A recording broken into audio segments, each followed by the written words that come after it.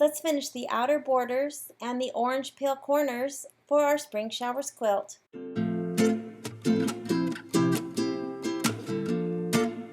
It's time to finish the outer borders, which is the last thing I need to do for my quilt top.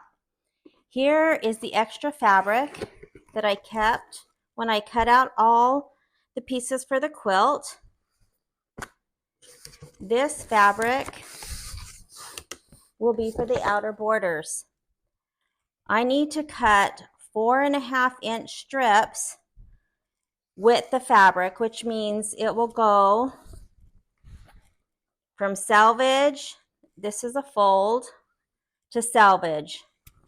So the strips will go from this end to this end, and they will be 4.5 inches wide.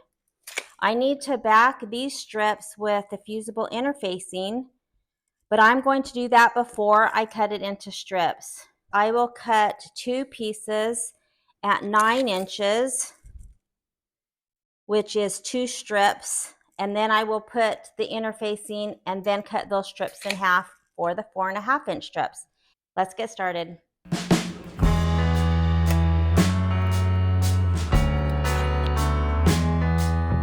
I will be first doing the top and bottom outer borders for the quilt. I need to measure the width of the quilt. It's measured in the center of the quilt. Mine is just over 32.5 inches. So I am going to cut my strips to 33 inches before I quilt them. We'll first lightly adhere the interfacing to the back of the strip. Then I will cut the excess off. Then I will press with firm pressure and adhere the interfacing to the back of the strip very well. And then I will cut that 9-inch strip in half for the 4.5-inch strip for the top and the bottom of the quilt. I've opened Embellishment so that I can merge 2 border strips into one hoop. I need to use my 9x14-inch hoop. The last hoop I used was my 6x10, so I will go to the Preferences folder, choose my 9x14, then I will go to the compass and select H, and that will put the whole hoop onto the screen. Now I need to bring in the border designs. You can go to the Merge Stitch file. I'm going to just open my Spring Showers folder that has all my files. I'm going to go to the Quilting Bundle and then the Spring One border. The Spring One border has actually 2 different designs. It has the cloud design that we used for the smaller inner border, and then it has a border that has some wagons that are filled with spring items, and we will use that for the outer border. I'm going to select the 4x14-inch. I will drag and drop it, and it will be centered in the hoop. Just like the inner border that I quilted with the clouds, this border will need to have several hoopings in order to quilt the entire strip. I will be using the 14-inch border 2 times and then the 7-inch border. But I am going to hoop and quilt the 14-inch. The second hooping will be the 7-inch, and then the last hooping will be the 14-inch. Let me show you why I will quilt it this way. Here is the 14-inch. I am going to rotate it so it's easier to see. And then I am going to bring in the 7-inch border. So I need the 4-inch by 7-inch. I will drag and drop it into the hoop. And then I will also rotate it so it's easier to see. Now I'm going to select the 14-inch and Command C for copy and Command V for paste to get a second 14-inch border. Now you can see if I were to quilt the 14-inch along the strip and then quilt another 14-inch, the 14-inch starts with this wagon with 3 little flower pots and ends with the wagon with 3 little flower pots. So if I were to do those together, I'm going to have 2 of these wagons and flower pots and that's not really what I want. So if I bring up the 7-inch and do the 7-inch as the second hooping, this ends with the 3 flower pots, and then it has the wagon with the umbrella, and then the third hooping would be the 14-inch, and that would be back to the 3 flower pots. So I don't have any of the designs one after another. They're a little bit more spread out, and that looks a little bit better. So I only need one 14-inch border, so I can select that second one and delete it. I will just run that one twice with the second 7-inch in between. I'm going to delete the second one and just work with the first hooping, which will be the 14-inch border. Now I want to put 2 of the borders into one hooping to save time, but I need to make a few changes before I make that second copy. I'm going to select the compass and go to H so it zooms in, and then I am going to rotate this back to the left. I will also click Utility and Center in Hoop so that I know that it's centered from top to bottom. This design is exactly 14 inches, and so it can't even be just a tiny bit above or below the hoop, or the machine will say that it's too large. So I will center it in the hoop, and then I will move with my arrow keys so it stays in the center and move it all the way to the left. I am going to do the same thing as I did with the inner border. I will cut my strips to the 4.5-inch width, which is the exact size, and then I will also cut the batting to exact size, which will be 4 inches. So on my steps on the right, I do not need that placement line for the batting, and I don't need the tack down for the batting. So I am going to select the first, hold my shift key down and select that second step and hit delete on my keyboard. So now I have the placement for the fabric, the tack down of the fabric, and then of course the quilting. I am going to be doing the batting a little bit different. This is just another option for when you do borders for a quilt. Instead of cutting the batting to size for each of the hoopings like we did for the small border, I'm going to do one large strip down the center of the fabric. So I still don't need the batting placement, although you could. I am going to just use adhesive spray and attach the batting to the center of the strip of fabric. So as long as it's equal and in the center of the strip, I can just use the fabric placement line to place both the fabric and the batting. Now I am ready to make my second copy. I will select the design, Command C on my Mac, then Command V to paste. I will use my arrow keys because remember this is exactly 14 inches and I need these centered in the top and bottom of the hoop, or my machine will think they are too large for the hoop. I will move this right over to the edge on the right hand side. These, you notice, are very close. However, the material is exactly cut to size, and so these don't need a whole bunch of extra space between the two strips. Now I need to color sort.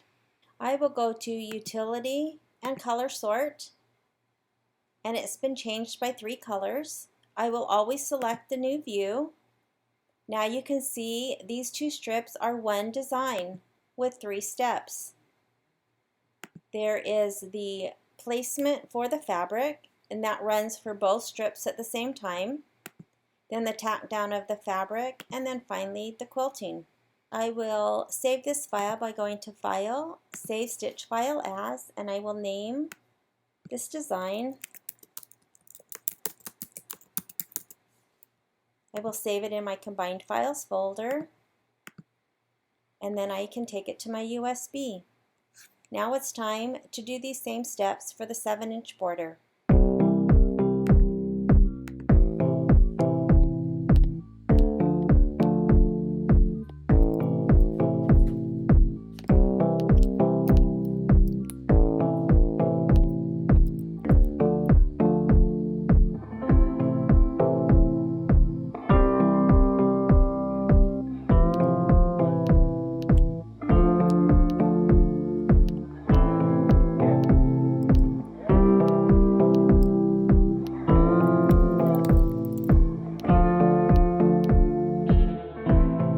Now I will cut my 4-inch strips of batting. I have my big, large, warm and natural batting that I've been using to cut all my batting. I will cut the 4 layers into one long 4-inch strip. This fits in the center of the fabric strip that is 4.5 inch, which leaves the 1/4 inch seam allowance on each side so that there will not be batting in the seams. I will use spray adhesive to apply the batting to the fabric before I start the quilting. Here is a spray that I use to apply the batting to the back of the fabric. I've centered it so it has a 1/4 of an inch on each side and also a 1/4 inch seam or just a little bit more on the top. I have my 2 pieces, and because I cut them a little bit longer, this was the one batting strip from the big piece that I cut, and I am just leaving it attached. It kind of loops at the bottom. I will trim these exactly to size when I am doing the 3rd hooping. I know it's kind of unconventional and a little bit wacky. I'll show you what I do, and you certainly don't have to do this. I just use a lot of 4-inch strips of batting or 4-inch pieces of batting for blocks, and so I want to save as much as I can. So let's start these last borders on our quilt. I will go to Embroidery and then my USB and my combined files folder. Now I need the 14-inch outer border, and I will select set. I need to change my hoop size. I will go to settings and change it to my 9x14 and select embroidery. I have the strips placed between the placement lines of the fabric. You can see right here that the top of my batting goes to the top of that line with a little bit extra hanging over for the seam allowance. Both strips. Here's my excess muslin from my stabilizer. Goes down to the bottom. I have the bottom taped, and I will put tape at the top. And then these are the extra strips. They will just hang off the bottom of the hoop. Let's go run our first hooping.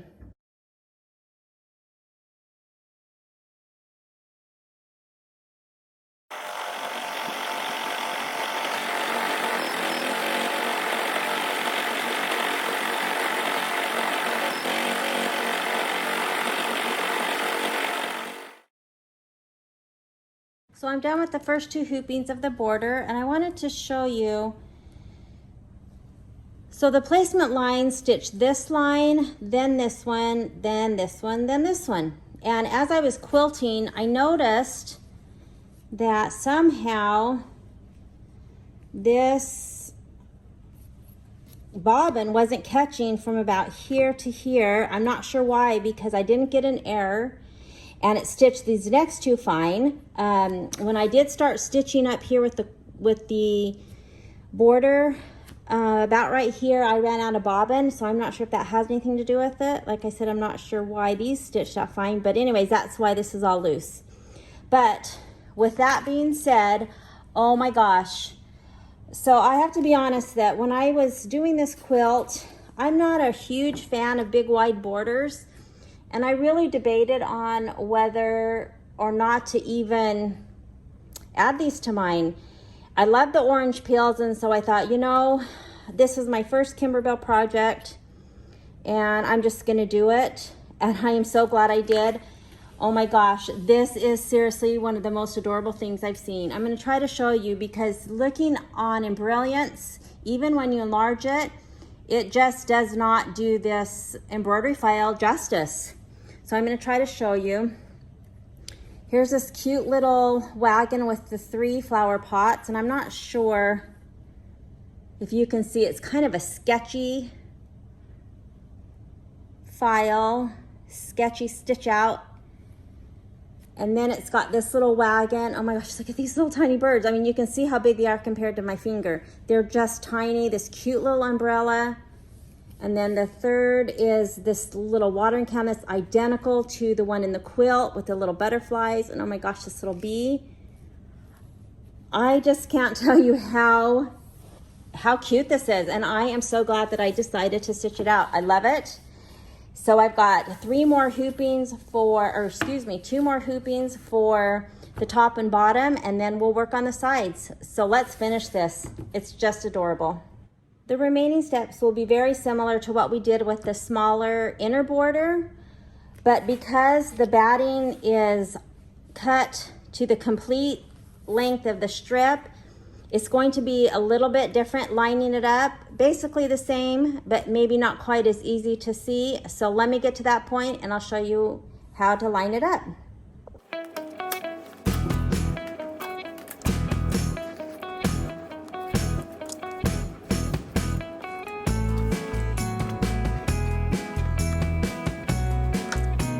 So the last time I did the borders, the batting and the muslin were cut to the end so that I could easily line up the next strip of batting. But we have the batting along the whole entire strip. So this time I am going to only cut, of course, the muslin, which is my stabilizer, right at that top placement line. And then that will be the only thing that we have to line up to the next top of the placement line for the next hooping. I know that's kind of confusing, but I will show you. So the first thing I need to do is cut this muslin and go ahead and get this ready for the second hooping.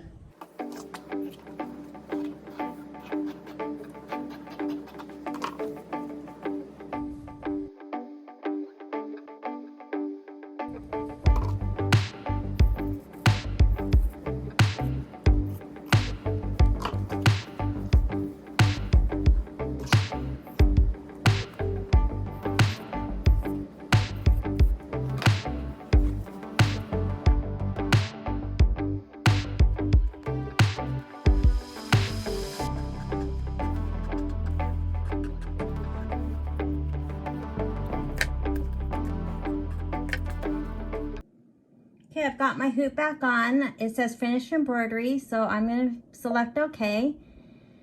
Now I need to go back home. I will cancel. Now I will go to embroidery, my USB, and then the combined files folder.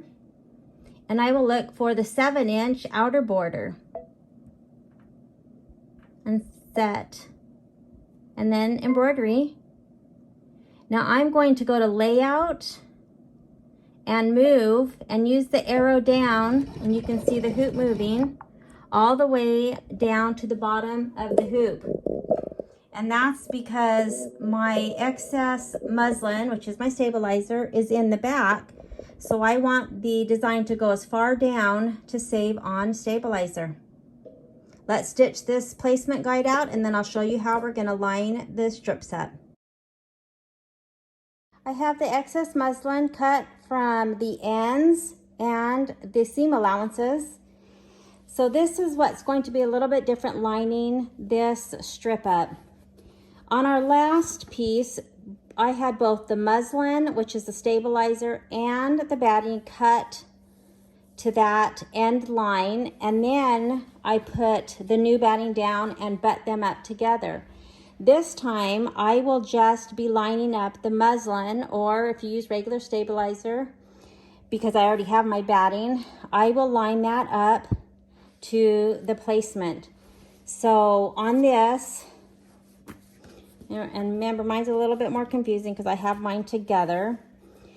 Remember that the quilted part that you've already done needs to go to the top of your hoop, and the unquilted needs to go towards the bottom of the hoop.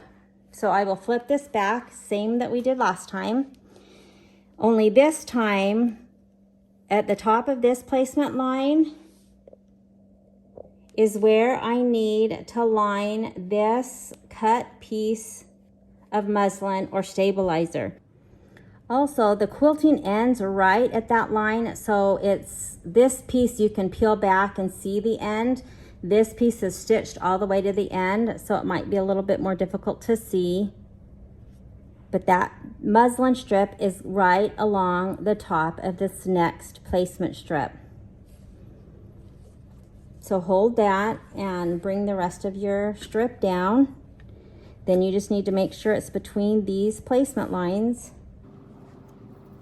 And I'm going to add some tape.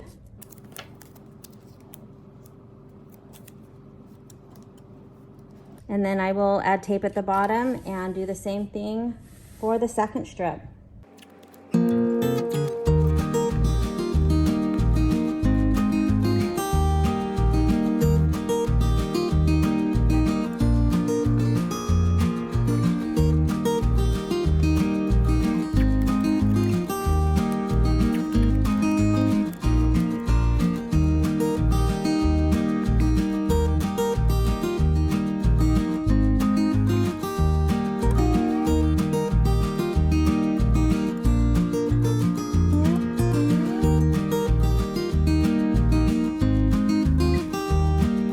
For the third hooping, I will press OK to end that second hooping. Go to Home, go to Embroidery, USB, Combined Files folder, and I will bring the 14-inch border again. Hit Set and Embroidery. Now we'll do one more hooping.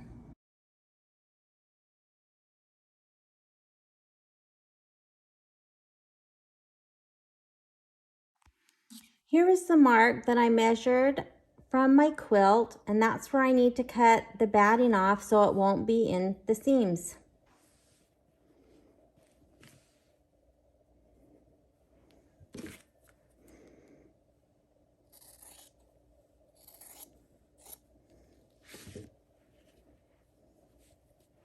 Remember, I cut the strip a little bit longer, so a lot of this will be cut off.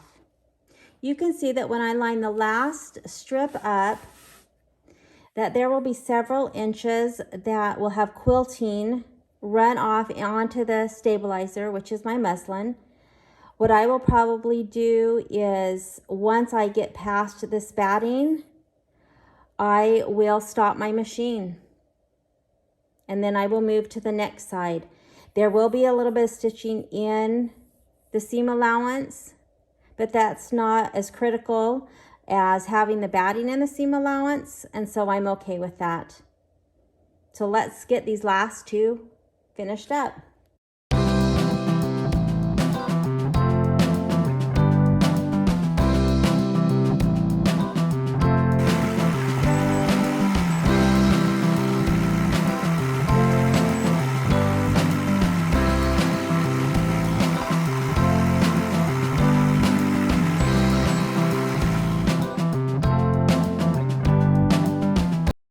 The last of the three hoopings. You can see the stitches that went off past where we needed our strip to be.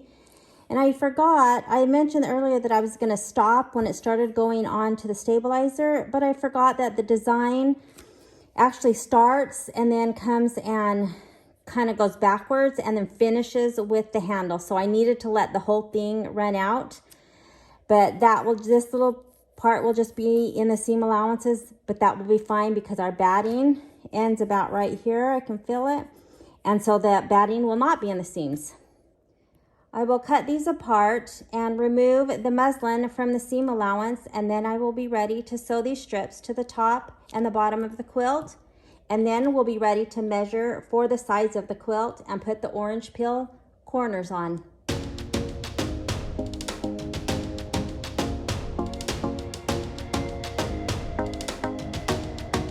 I will start with the top strip, and I will line up the right hand side where the fabric is 1/4 of an inch past the batting. On the left hand side, I will cut it just slightly longer. I will sew with a 1/4 inch seam, and then I will press the seam towards the outer border. Now I will do the same steps to the lower strip. Once I have pressed the borders, I will trim the ends even. I will follow the same steps to quilt the side borders. Now that I have the other side borders quilted, I need to square up the end of the strips. This is where the orange peel blocks will be sewn. This end has a little bit that needs to be trimmed in order for it to be square. I also want to point out something that I will be doing with the right and left border, which is similar to what I did with the clouds. So the top border and here's the bottom border are both face up, so the wagons are facing correctly. And the way I'm going to do the right side, again, which is similar to what I did with the clouds, I want the wagons to be facing in this orientation so that it looks like the wagons are kind of going around the quilt. So the wheels will be in towards the center of the quilt. That will be on the right hand side. Then of course on the left hand side, I will flip it so that if this was going down the left hand side, now these wheels are towards the inside of the quilt, so it looks like the wagons are going around the quilt.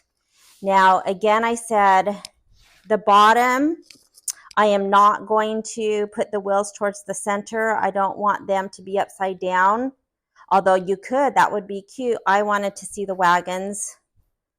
So I hope that makes sense. Around the side and the left, the top, and the right, the wagon wheels will all be facing towards the center.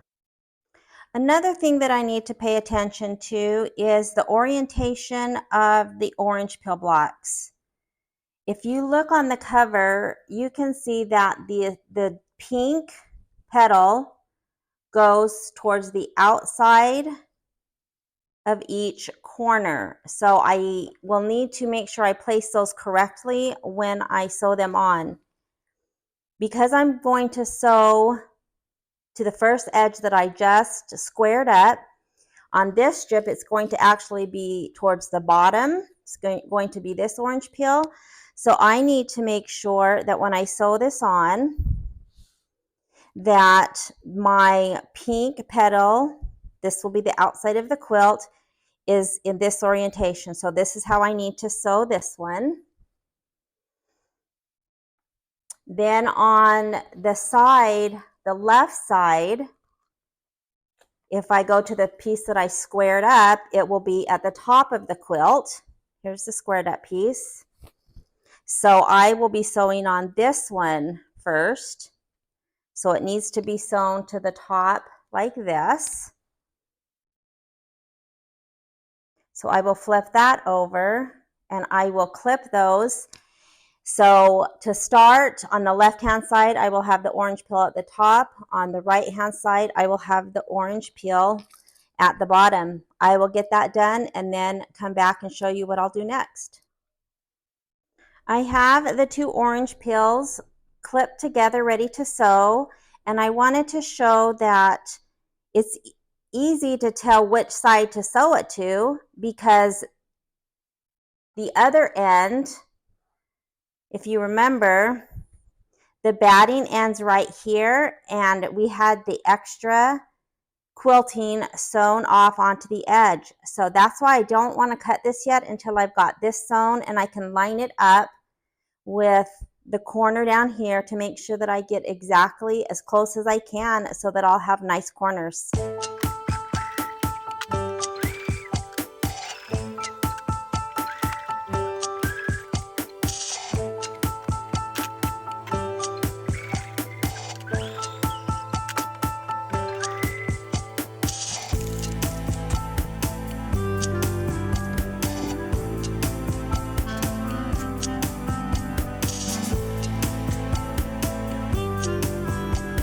So here is the right border. I have the pink petal facing towards the corner of the quilt. I've pressed the seam, and the seam goes towards the border, not towards the orange peel. They're both pressed that way. And I want to line it up before I cut the other end to add the other orange peel. So I want, when I sew these together, for these two seams to be right as close as they can together. So I am going to go ahead and line these two seams up, do the best that I can.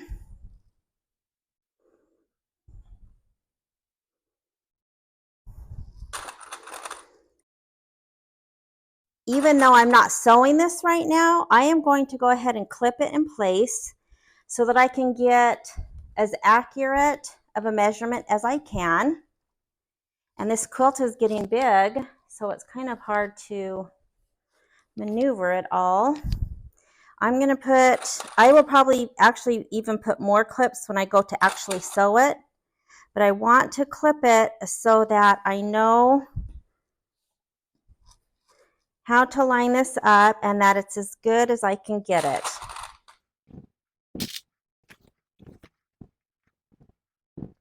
And if you notice the cloud border that I did not back with the fusible interfacing, I don't know if you can see all these little threads.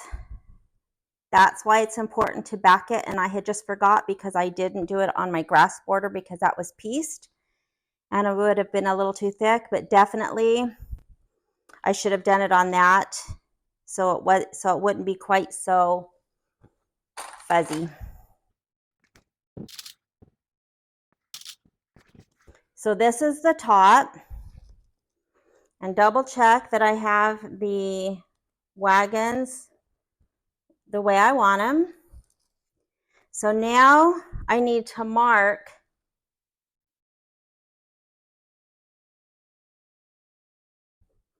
you'll see right here is where the cloud border, that little sashing, attaches to the top border.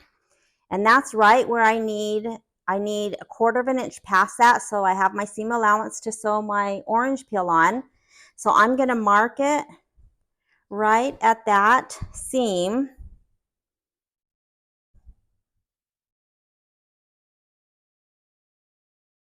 And then I'm going to measure with my ruler when I cut it a 1/4 of an inch past that. And that will give me the seam allowance to then put my next orange peel onto that end. I also wanted to point out that I marked earlier the batting line. So really I just go a 1/4 of an inch past that, but I always measure before just to make sure if during the quilting maybe things shrunk up a little bit. But it looks like I'm pretty spot on. This was about, remember, to this side, which would equal about where the batting is. So then I'll go a 1/4 of an inch past this batting.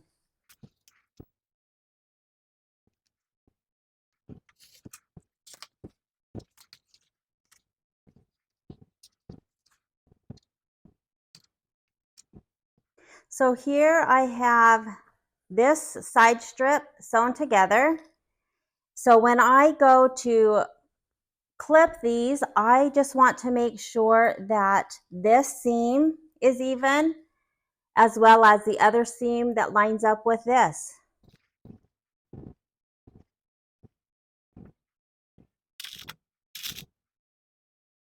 Before I clip the whole thing, I'm going to go ahead and line this left side, or it was actually the top of the quilt. I'm going to line that up and then fit it the rest with the clips.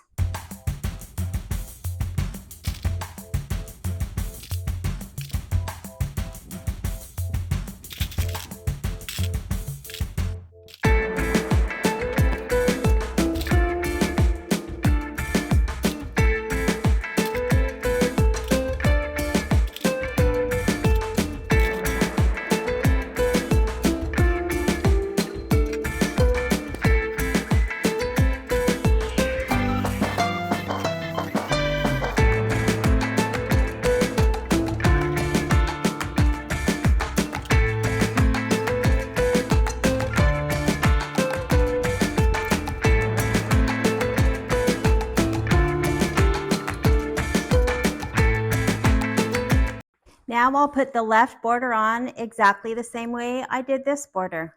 Here is the finished quilt top. Now I have the 3D elements, which are the leaves and the flowers. Let's finish those up.